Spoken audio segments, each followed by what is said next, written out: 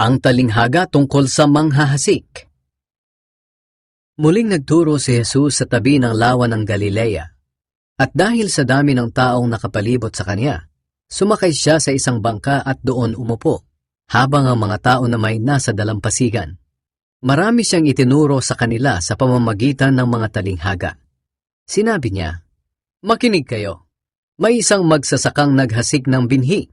Sa kanyang paghahasik, may mga binhing nahulog sa tabi ng daan. Dumating ang mga ibon at tinuka ang mga binhing iyon.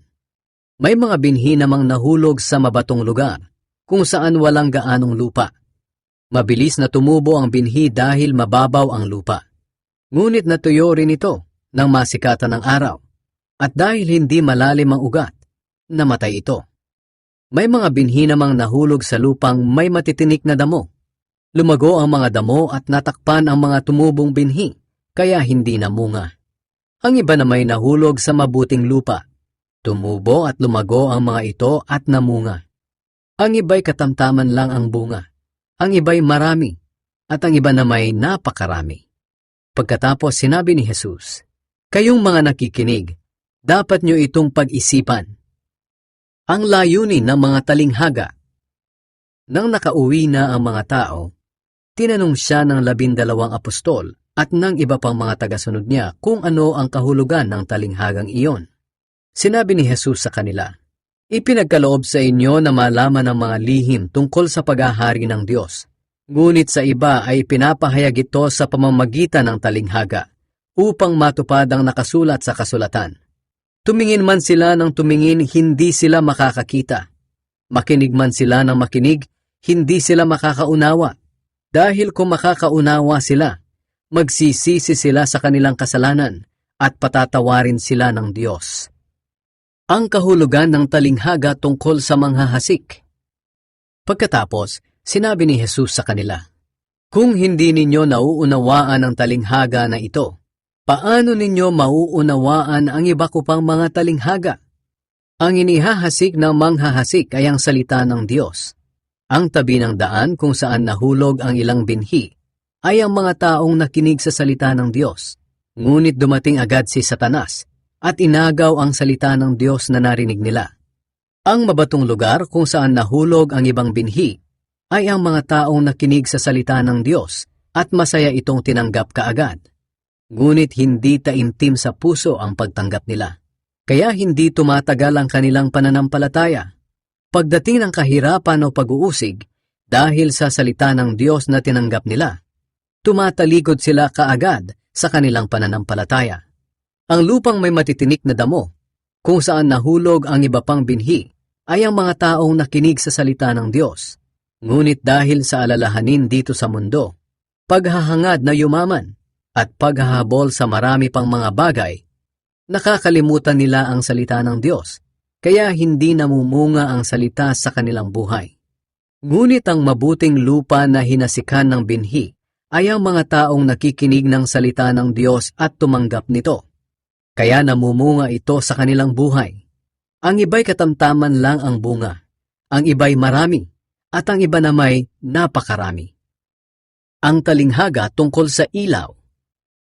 Sinabi pa ni Jesus sa kanila, "Walang taong nagsindi ng ilaw at pagkatapos ay tatakpan ng takalan o ilalagay sa ilalim ng higaan. Sa halip inilalagay ang ilaw sa patungan. Ganoon din naman walang nakatagong hindi malalantad at walang lihim na hindi mabubunyag. Kayong mga nakikinig, dapat nyo itong pag-isipan."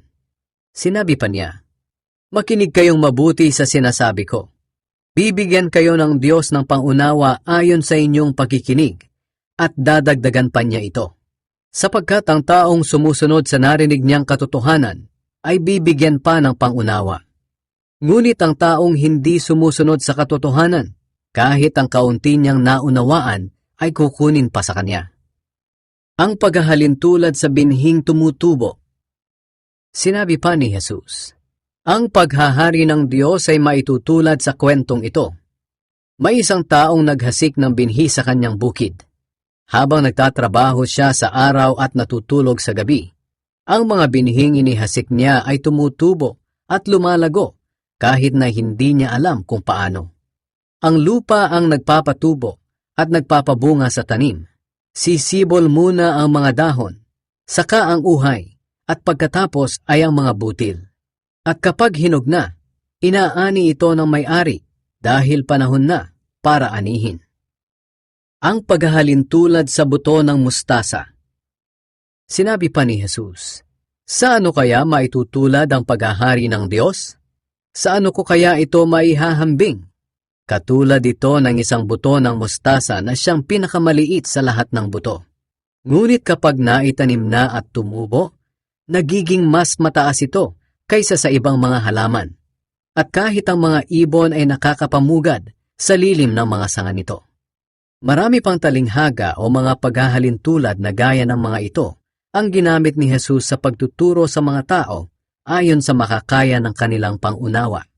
Hindi siya nangangaral sa mga tao nang hindi gumagamit ng talinghaga, pero ipinapaliwanag naman niya sa mga tagasunod niya kapag sila-sila na lang.